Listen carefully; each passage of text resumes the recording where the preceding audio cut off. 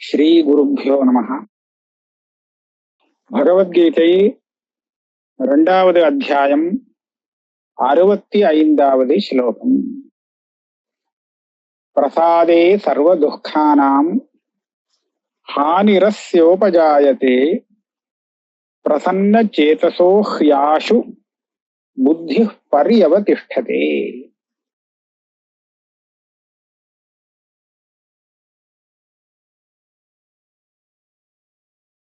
அறுபத்தி 4வது ஸ்லோகத்திலே இந்திரியத்தை தனக்கு வசமாக வைத்துக்கொண்டு தனக்கு வசப்பட்ட இந்திரியங்கள்னாலே ராகமோ துவேஷமோ இல்லாமல் விஷயங்களை எவன் பார்த்து கொண்டிருக்கிறானோ அவனுடைய மனசுக்கு தெளிவு பிறக்கும். பிரசாதம் அதிகச்சதி அப்படின்னு சொன்னார். ராகம் துவேஷம் இத வச்சுண்டு மனசால இந்த மனசனாலே விஷயத்தை பார்த்தா மனசுல குளறுபடி ஜாஸ்தியாகும், கலக்கம் ஜாஸ்தியாகும். ராகம் துவேஷம் இல்லாத மனசை வச்சுண்டு எந்த விஷயத்தை பார்த்தாலும் மனசனுடைய தெளிவு கெட்டு போகாது, இன்னும் நன்னா தெளிஞ்சிருக்கும் மனசு அப்படிங்கறத சொன்னார். மனசுல இந்த பிரசாதம்னு சொல்லக்கூடிய தெளிவு வரத்தினாலே என்ன லாபம் அப்படின்னு கேட்கலாம் இல்லையா? அதுக்கு பதில் சொல்றது இப்ப இந்த 65வது ஸ்லோகம். பிரசாதே சர்வ துக்கானாம் ஹானிஹி அஸ்ய உபஜாயதே. இந்த மனசை சுத்தப்படுத்தி தெளிவா ஆக்கி வச்சுட்டு இருக்கானே ஞானி, இந்த மனச இவன் தெளிவுபடுத்தினாலே இந்த பிரசாதத்தினாலே அவனுக்கு வரக்கூடிய பலம் என்னன்னு கேட்டா சர்வ துக்கானாம் ஹானிஹி.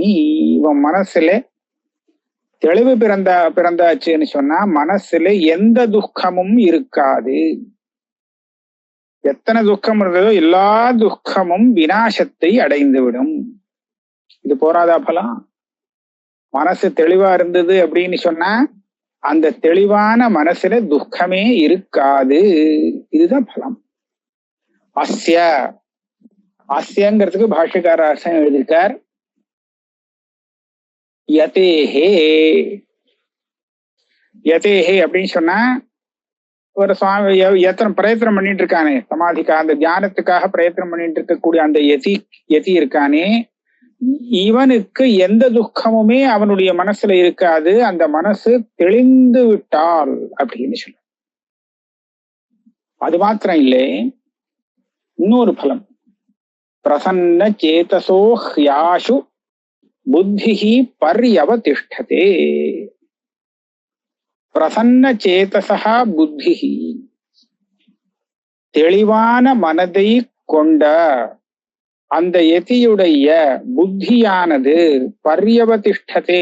ஆசுர சீக்கிரம். மனசு கலக்கம் இல்லாமல் இருந்ததுன்னு சொன்னா இப்பேற்பட்ட மனசை கொண்ட அந்த சாதகனுடைய புத்தியானது சீக்கிரமாகவே நிശ്ചலமாகிவிடும், ஸ்திரமாகிவிடும். அதாவது தன்னுடைய லட்சியத்தை விட்டு இரண்டு அந்தண்ட போகாமல் லட்சியத்திலேயே ஸ்திரமாக நின்றுவிடும். அப்ப என்னாச்சு?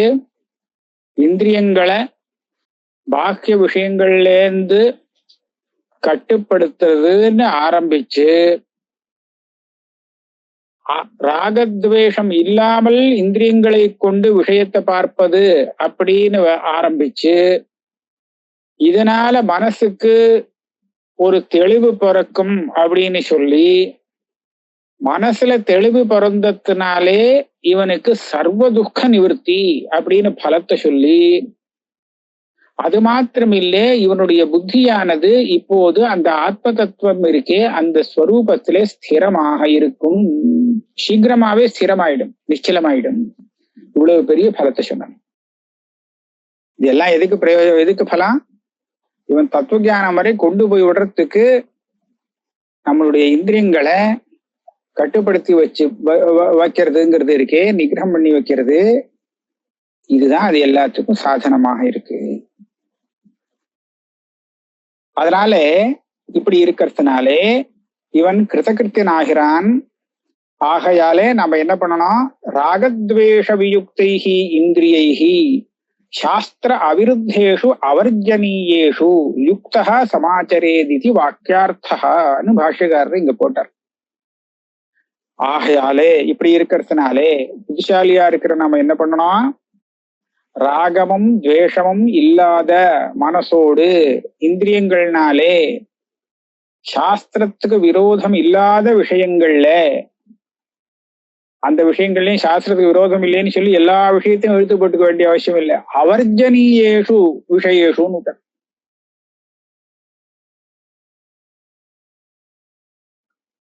தவிர்க்க முடியாத, அவர்ஜனீயன்னா தவிர்க்க முடியாத விஷயங்களை இவன் அனுபவிக்க வேண்டியது. அதாவது ரொம்ப அவசியம், ஜீவனத்துக்கு ரொம்ப ரொம்ப அவசியமான விஷயங்களை மாத்திரம், சாஸ்திரத்துக்கு விரோதம் இல்லாத அந்த விஷயங்கள்ல இவன் ராகத்வேஷம் இல்லாமல் இந்திரியங்களை வச்சு விவகாரம் செய்து கொள்ள வேண்டியது. அப்படியானா இவனுக்கு எந்த நஷ்டமும் இல்லை. கூட சேர்த்தது எதுக்காகன்னு கேட்டா, அவசியமான விஷயத்துலதான் இவன் தன்னுடைய இந்திரியங்களை பிரவர்த்திக்க வைக்கணும். அவசியம் இல்லைன்னா அதை விட்டுவிடணும். அது இவனுக்கு அனாவசியமா கலக்கத்தை தான் கொடுக்கும். சாஸ்திரத்துக்கு விரோதம் இல்லை அதனால பண்ணிட்டே இருக்கேன் அப்படிங்கலாம் இழுத்து போட்டு எல்லா விஷயத்தையும் எடுத்துக்க கூடாது. தேவையா தேவையில்லையான்னு பாத்துக்கணும். ரொம்ப அத்தியந்த தேவை, அதாவது எது ரொம்ப ரொம்ப முக்கியமா தேவையோ அந்த அளவுக்கு மாத்திரம்தான் விஷயங்களை வாங்கிக்கணும். மற்றபடி விஷயங்களை தவிர்ப்பதுதான் சாஸ்திரத்துக்கு தான். ஏன்னா விஷயம்ங்கிற இந்த பேரே அது நம்மளை கட்டி போடுறதுங்கிற காரணத்தினாலதான் அதுக்கு வந்திருக்கு. ஷிங் பந்தனே அப்படிங்கிற இந்த தாத்துல இருந்து விஷய சப்தம் வருது. அதனால அந்த விஷயம் நம்மளை கட்டி போடுறது. அந்த மாதிரி கட்டி போடும்படியாக நம்ம இருந்து விடக்கூடாது, ஏமாந்து இருந்து விடக்கூடாது. அதனாலதான் நமக்கு ரொம்ப ரொம்ப தவிர்க்க முடியாத விஷயங்கள்லே, அதுவும் சாஸ்திரத்துக்கு விரோதம் இல்லாத விஷயங்கள்லே இந்த இந்திரியங்களை கொண்டு நாம விவகாரம் பண்ணலாம், தப்பில்லை. அவ்வளவுதான் பண்ணணும். ஒரு சாதகனாக இருக்கிறவன் அதிகமாக வேலை அதையும் செய்யறேன் இதையும் செய்யறேன்னு போகக்கூடாதுங்கிறது பாஷ்யக்காரால் இங்க தெரிவிக்கிறாங்க. இப்படியானால் இப்ப பலமும் சொல்லிட்டார் இல்லையா, இவனுடைய எல்லா துக்கமும் நிவர்த்தி ஆயிடும், இவனுடைய புத்தியானது கொஞ்சம் ஸ்திரமாயிடும், நிச்சலமாயிடும், ஆத்ம தத்துவத்தை விட்டு விலகி போகாமல் இருக்கும் அப்படின்னு பலத்தை சொல்லிட்டார் இல்லையா. இப்படி சொன்னதுனாலே என்ன பலம்னு, பலம் இல்லை, இது பலன் சொல்லியாச்சு. இந்த ஒரு நிலைய ஸ்தோத்திரம் பண்றதுக்காக அடுத்த ஸ்லோகம். இது எவ்வளவு வசத்தியான ஒரு நிலை. இவன் புத்தி ஆத்மஸ்வரூபத்தை விட்டு விலகாம அதிலேயே ஸ்திரமாக இருக்கிறது அப்படின்னு சொன்னால் இந்த நிலை எவ்வளவு வசத்திங்கிறத தெரியப்படுத்துறதுக்காக, இதை விளக்குவதற்காக அடுத்த ஸ்லோகம். நாஸ்தி புத்திரயுக்தஸ்ய நசாயுக்தஸ்ய பாவனா நசா பாவயத சாந்திஹி அசாந்தஸ்ய குதः சுகம். நாஸ்தின்னு இல்லை, அதாவது கிடைக்காது. இது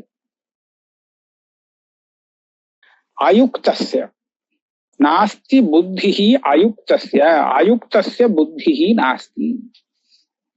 சப்தத்துக்கு என்ன அர்த்தம்?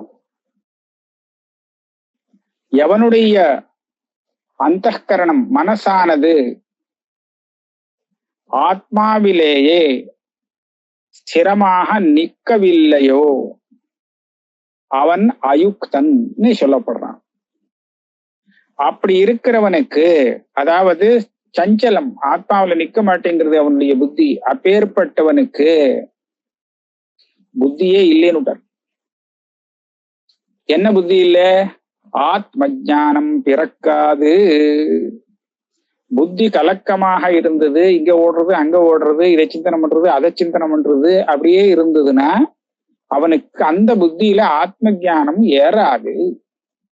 அதனால நாஸ்தி புத்திஹி அயுக்தஸ்ய, ஒரே இடத்துல ஸ்திரமாக இல்லாத புத்தியை கொண்டவனுக்கு ஆத்ம ஞானம் பிறக்காது அர்த்தம். சரி, அடுத்தவர் என்ன சொல்றார்? நச்சாயுக்தஸ்ய பாவனா, அதே ஆத்ம ஞானத்திலே ஈடுபடாதவனுக்கு, புத்தியை செலுத்தாதவனுக்கு பாவனா கிடையாது. பாவனானா என்னது? ஆத்ம ஞான அபிநிவேஷா, ஆத்மாவை தெரிஞ்சுக்கணுங்கிற ஈடுபாடே வராதான். இவன் புத்தியானது அலைஞ்சுட்டே இருந்தது அப்படின்னு சொன்னா அந்த புத்தியில ஆத்மாவை தெரிஞ்சுக்கணுங்கிற ஒரு ஈடுபாடே வராது. அதை பண்ணமே, இதை பண்ணமே, இதை அப்புறம் பார்த்துக்கலாம் அப்படின்னு தான் தோணுமே தவிர ஆத்ம ஞானத்துல நிக்கவே நிக்காது அந்த புத்தி.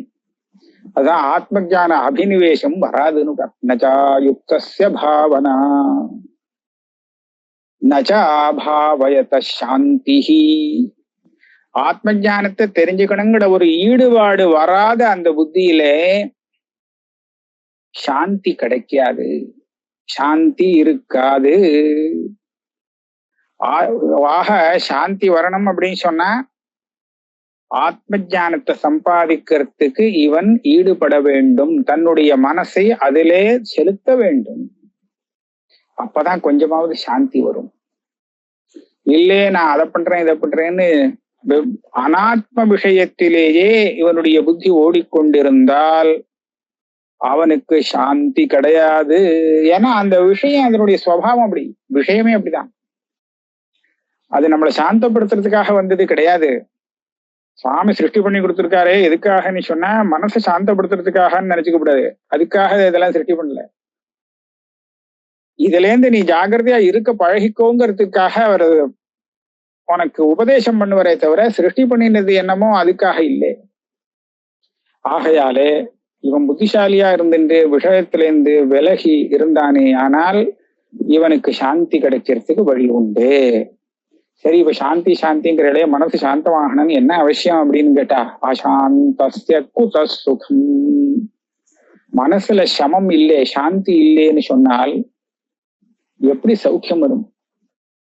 இது எல்லாருமே உணரலாம். மற்ற எல்லா விதமான உபகரணங்கள், போக உபகரணங்கள்லாம் சம்பன்னமா இருக்கு, யதேஷ்டமா இருக்கு, சமிருத்தியா இருக்கு. ஆனா மனசுல என்னமோ சாந்தி இல்லை அப்படின்னு சொன்னா அவனுடைய நிலை என்னன்னு அவனுக்கே தெரியும். அவன் படுற துக்கத்துக்கு ஈடு கிடையாதுன்னு சொல்லலாம். ஆக சாந்தி மனசுல இல்லைன்னு சொன்னா சுகம் கிடையாது. அப்ப இதுல இருந்து சாந்தி வந்ததுன்னா துக்கம் கிடையாது. சாந்தி இல்லாட்டா சுகம் இல்லை, சாந்தி இருந்ததுன்னா துக்கம் இல்லை. முன்னாடியே சொன்னது, பிரசாதே சர்வ துக்கானாம் ஹானிரஸ்ய உபஜாயத்தை. அதான் என்ன தெரியுது? சாந்தி ஏன் இல்லாம போறது அதை கண்டுபிடிச்சு அந்த காரணத்தை நாம நிவர்த்தி பண்ணிட்டோமானால் நம்ம சாந்தியை சம்பாதிச்சு விடலாமே, மனசை சௌக்கியமா வச்சுக்கலாமே அப்படின்னு கேட்டா அதுக்கு பாஷ்யக்கார காரணம் சொல்றார். இந்திரியங்கள்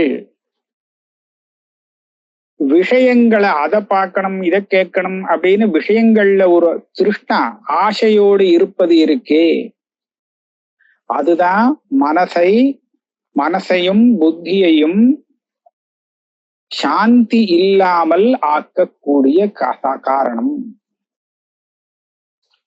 இப்ப காரணத்தை சொன்னா அசாந்திக்கு என்ன காரணம் அப்படின்னு சொல்லியாச்சுன்னா நம்ம வந்து காரணத்தை அப்புறப்படுத்திட்டோம்னா சாந்தியை சம்பாதிச்சு விடலாம் இல்லையா? அது கரெக்டு தான். அப்ப நம்ம என்ன பண்ணணும், அந்தந்த விஷயங்கள்ல நமக்கு ஒரு திருஷ்ணை ஆசை இருக்கே, அந்த ஆசைங்கிறத இல்லாமல் செய்ய வேண்டும். செஞ்சுட்டா சிரமம் இல்லை, சாந்தமாயிடும். இந்திரியானாம் விஷய சேவா திருஷ்ணாதா நிவர்த்தியா தத் சுகம். அதுக்காக இவன் புரிஞ்சுக்கணும், இவன் ஆசையை எப்படி இல்லாம பண்ணிக்க முடியும்? ஆசை இவனை கேட்டுண்டா வருது. ஆக ஆசை வரும்போது வந்தத்தை எப்படி இவனை போக்க முடியும், வந்த ஆசையை எப்படி போக்கிக்க முடியும் அப்படின்னு சொன்னா அதுக்குதான் விவேகம் வேணும். விவேகம் இருந்ததுன்னா அவன் கண்டுபிடிக்க முடியும். இந்த விஷயத்துல ஆசை இருக்கே, இதனால அந்த விஷயத்தை அடையறதுக்காக நான் பிரயத்தனம் பண்ண போறேனே, இவ்வளவு சிரமப்பட்டு அந்த விஷயத்தை அடைஞ்சதுனாலே நமக்கு என்ன கிடைக்கும் அப்படின்னு கேட்டா துக்கம்தான் ஜாஸ்திங்கிறத அவன் கண்டுபிடிச்சிருவான். விவேகம் இருந்தால் சுகம்னு நினைக்கிறது கொஞ்சம் லவலேசம், ஆனா துக்கம் ரொம்ப அதிகம் அப்படிங்கிறத இவன் கணக்கு போட்டு பார்த்தா இவனுக்கு தெரியும். புரியுறதா? அதை பார்த்தான்னா சரி வேண்டாம்பா, இந்த ரொம்ப நஷ்டம் ஜாஸ்தியா இருக்கு அப்படின்னு சொல்லி ஆசையை விட்டுடுவான். ஆசை விட்டு விடும். பெரிய லாபம் துக்கம் குறைச்சலா இருக்கு அப்படின்னு தெரிஞ்சான்னா ஆசை வரும். நஷ்டம்தான் ஜாஸ்தி துக்கம் ரொம்ப குறைவு அப்படின்னு தெரிஞ்சா ஆசை நின்றுவிடும், தானா நின்றுவிடும். அது அதனுடைய சுவாவம். அது இதைத்தான் பலவதனிஷ்ட அனுபந்தித்துவம் இச்சா பிரதிபந்தகம்னு சொல்லுவான். இச்சையை கொடுத்த ஒரு ரொம்ப அழகா தயிர் சாதம் ஏதோ ஒரு அன்னம் இருக்கு, இவனும் நல்ல பசியோடு இருக்கான், சாப்பிடணும்னு ஆசைப்படுறான். ஆசைப்படும் போது அங்கேருந்து ஒருத்தன் சொல்லிவிடுறான், அப்பா அந்த தயிர் சாதத்துல விஷம் கலந்துருக்கு அப்படின்னு விட்டான். இனிமே அதை சாப்பிடணுங்கிற ஆசை இருக்குமா அவனுக்கு? நிச்சயமா இருக்காது. சித்த முன்னாடி இருந்ததே போயிடும். இப்போ ஏன் இதை சாப்பிட்டா பெரிய ஆபத்துன்னு புரிஞ்சு கொடுத்தோம் இல்லையா? விஷம் சாப்பிட்டா உயிரே போயிடும் அப்படின்னு சொன்னா அதுக்கப்புறம் அதை சாப்பிடணும்னு ஆசை வராது, தானா நின்று போயிடும் ஆசை. அப்ப இது ஞானம் தானே இந்த ஆசையை நிறுத்தினது. இதுக்கு முன்னாடி அதுல விஷம் கலந்துருக்கு அப்படிங்கிறது தெரியாததுனாலே அதை சாப்பிடணுங்கிற ஆசை அவனை தூண்டி விட்டது சாப்பிட்றதுக்கு. ஆனா விஷம் கலந்துருக்குன்னு அந்த ஆள் சொல்லிட்டான், அது எனக்கு புரிஞ்சு விடுத்தோம். இந்த ஞானம் என்ன பண்ணிது, என்னுடைய ஆசையே அந்த விஷயத்துல இல்லாம பண்ணிடுச்சு. இது ஒரு உதாரணம். இதே மாதிரிதான் மற்ற விஷயங்கள்ல நமக்கு ஆசை வரும்போது சாஸ்திரம் அதுல இவ்வளவு பெரிய ஆபத்து இருக்குப்பா அப்படின்னு சொல்லி கொடுக்கும்போது அந்த ஞானமானது நம்மளுடைய ஆசைய தடுத்து நிறுத்தும். இதுதான் விவேகம். இச்சையை தடுத்து நிறுத்தி, ஆசையை தடுத்து நிறுத்தி வைராக்கியத்துக்கு ஹேத்துவாகிறதுன்னு சாஸ்திரம் சொல்றது.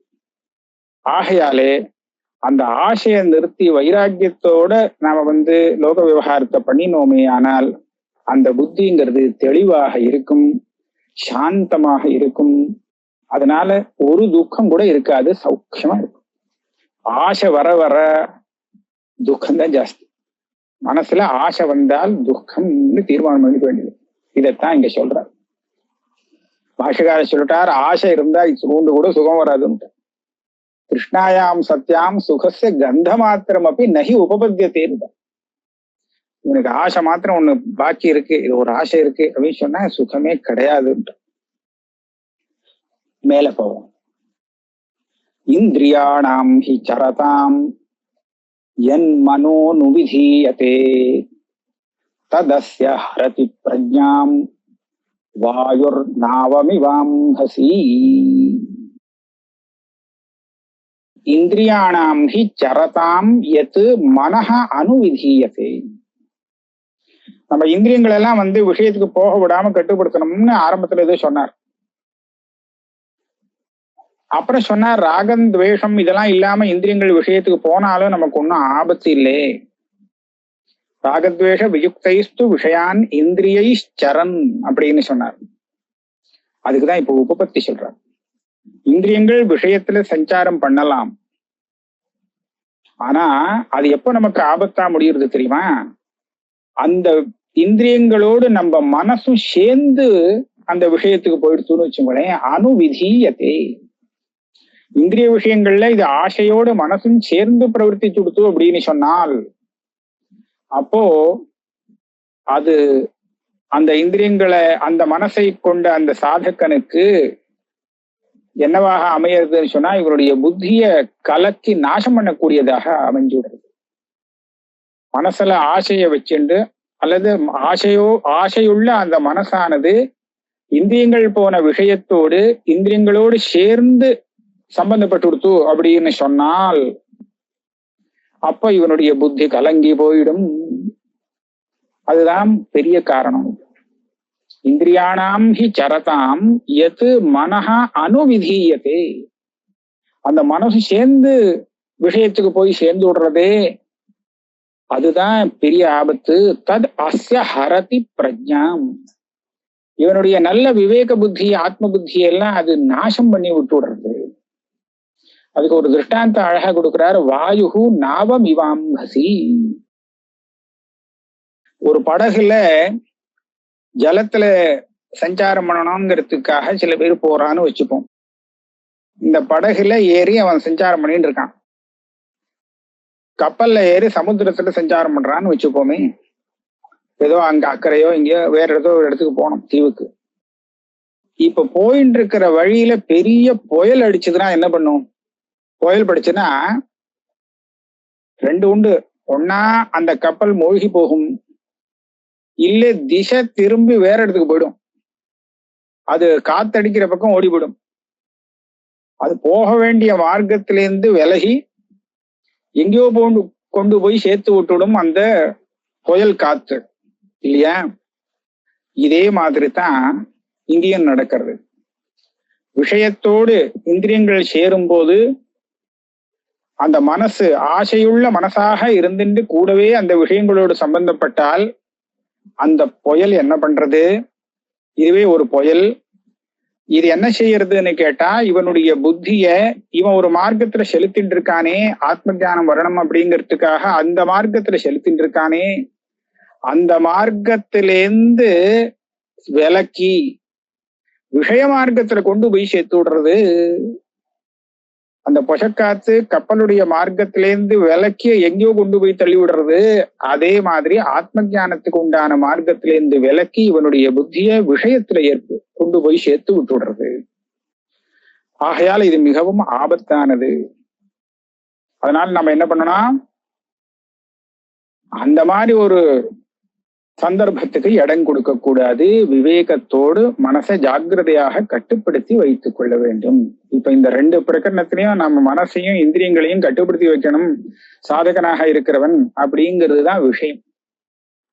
அதனால இந்திரியானாம் ஹி சரதாம் என் மனஹா அனுவிதீயத்தே தத் அஸ்ய ஹரதி பிரஜ்ஞாம் வாயுர் நாவமிவாம்சி. இவனுடைய பிரஜையை நாசம் பண்ணி விடுவான். பிரஜைனா விவேகம். ஆத்ம தியானத்துக்காக இவன் அவ்வளவு தூரம் சிரமப்பட்டது எல்லாத்தையும் இல்லைன்னு பண்ணி விட்டுடும். ஆகையால அதுக்கு இடம் கொடுக்க கூடாது. தஸ்மாத். இப்ப இது உபசம்ஹார ஸ்லோகம். இவ்வளவு தூரம் சொன்ன விஷயத்த ஒரே ஸ்லோகத்துல மறுபடியும் சொல்றார். திருப்பி திருப்பி சொல்ல வேண்டியிருக்கு சில விஷயங்களை. எதுக்காக சொல்ல வேண்டியிருக்கு? ஒரு தடவை சொன்னத அவ திருப்பி திருப்பி பார்த்தா புரிஞ்சு போகும்.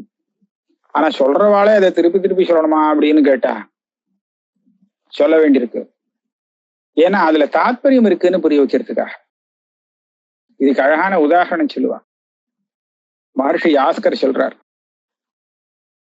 டேப்பா என்ன அழகு என்ன அழகு அப்படின்னு சொல்றது உண்டு இல்லையா? இந்த என்ன அழகு என்ன அழகுன்னு ஏன் ரெண்டு தடவை சொல்லணும்? ஒரு தடவை மாத்திரம் சொல்றதுக்கும் ரெண்டு தடவை சொல்லி கேட்கறதுக்கும் ஒரு வித்தியாசம் நமக்கே புரியும். அழகா இருக்கு அப்படின்னு சொல்றதுக்கும் என்ன அழகு என்ன அழகு அப்படின்னு அதை திருப்பி திருப்பி சொன்னா அதுல வக்தாவுடைய ஒரு தாத்பரியம் தெரியுது. என்ன தாத்பரியம் சொன்னா, ஒரு அதிசயித்தமான ஒரு விஷயம் அழகு அது அப்படின்னு தெரியுது. ஒரே ஒரு தடவை அந்த அழகுங்கிற சப்தத்தை பிரயோகம் பண்ணினால் அதனால என்ன ஒரு அர்த்தத்தை அவன் புரிஞ்சுக்கிறானோ, இந்த அர்த்தம் புரிஞ்சுண்டது போராதுன்னு நினைச்சு அவன் மறுபடியும் என்ன அழகு என்ன அழகு அப்படின்னு சொல்லும்படியா இருக்கு. அஹோ தரிசனியா அப்படின்னு. இது இயற்கையா வந்தது. இது சாஸ்திரம் சொல்லி கொடுத்து வந்தது இல்லை. இது இயற்கையாவே நம்ம பேச்சுல நம்ம சுபாவத்துல வருது. இப்படியாக இந்த விஷயத்த மறுபடியும் சொல்லிண்டே வந்தால் அந்த விஷயத்துல ஒரு தாத்பரியம் இருக்கு அப்படிங்கிறத கேட்கிறவன் புரிஞ்சுக்கணும் இல்லையா? அதுக்காகத்தான் இந்த திருப்பி சொல்றோம். சாதனத்துல நம்ம எவ்வளவு முடிஞ்சதோ அவ்வளவு திருப்பி ரொம்ப தாத்பரியத்தை சொல்லணும். ஏன்னா சாதனம் இருந்தா தான் அதை உபயோகப்படுத்தி சாத்தியத்தை அடைய முடியும். சாத்தியம் அடையணும்னு ஆசை மாத்திரம் இருந்தால் அதை வச்சுட்டு சாத்தியத்தை அடைஞ்சுவிட முடியாது. சாதனம் நமக்கு சித்தமாகணும். அதனாலதான் சாதனத்தை சொல்லும் போது சாஸ்திரம் அந்த விஷயத்திலே மிகவும் பிரயத்தனத்தோடு ரொம்ப தாத்பரியத்தோடு செயல்படுறது அப்படிங்கிறத புரிஞ்சுக்கணும். இப்ப உபசம்ஹாரம் பண்றார். தஸ்மாத் யஸ்ய மகாபாஹோ நிகிருஹீதானி சர்வசஹ இந்திரியாணி இந்திரியார்த்தேபியஹ தஸ்ய பிரஜ்ஞா பிரதிஷ்டிதா. தஸ்மாத் ஆகையாலே.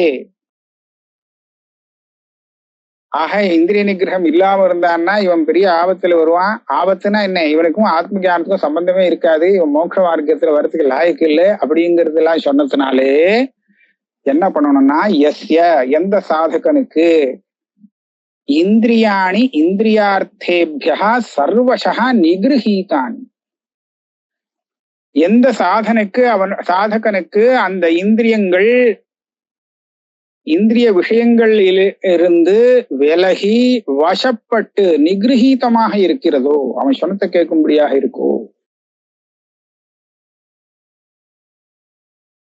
தஸ்ய பிரஜா பிரதிஷ்டிதா, அவனுடைய புத்தி தான் ஸ்திரமா இருக்கும். ஆக புத்தி ஸ்திரமா இருக்கிறதுக்கு இந்திரிய நிகிரகங்கிறது ரொம்ப முக்கியமானது அப்படிங்கிறத நம்ம இந்த பிரகரணத்தால புரிஞ்சுட்டோம். இந்திரியாணி இந்திரியார்த்தேபியா தஸ்ய பிரஜா பிரதிஷ்டிதா, சாதகனாக இருக்கிறவன் இந்திரிய நிகிரகத்துக்கு ரொம்ப முக்கியத்துவம் கொடுக்கணும் அப்படிங்கிறத நாம இந்த பிரகரணத்திலிருந்து புரிஞ்சுக்கிறோம்.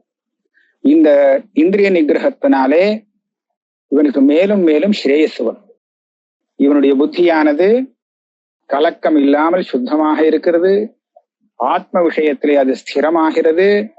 ஆத்ம விஷயத்துல அது ஸ்திரமாச்சுன்னு சொன்னா அப்போ அந்த மனசோடு இவன் சிரவண மனனம் பண்ணினானே ஆனால் அந்த ஆத்மஸ்வரூபம் இவனுக்கு நன்னாவே பிரதிபாசிக்கும்.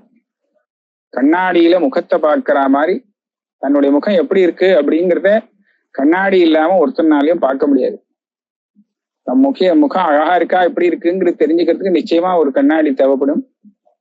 அந்த கண்ணாடியில முகம் பார்த்தா கண்ணு இருந்தா தான் தெரியும். ஆக பார்க்கறதுக்கு ஒரு யோக்கியத்தை இருக்கு. கண்ணை மூடிண்டு கண்ணாடியை வச்சுட்டு பிரயோஜனம் இல்லை, தெரிக்க பார்க்க முடியாது.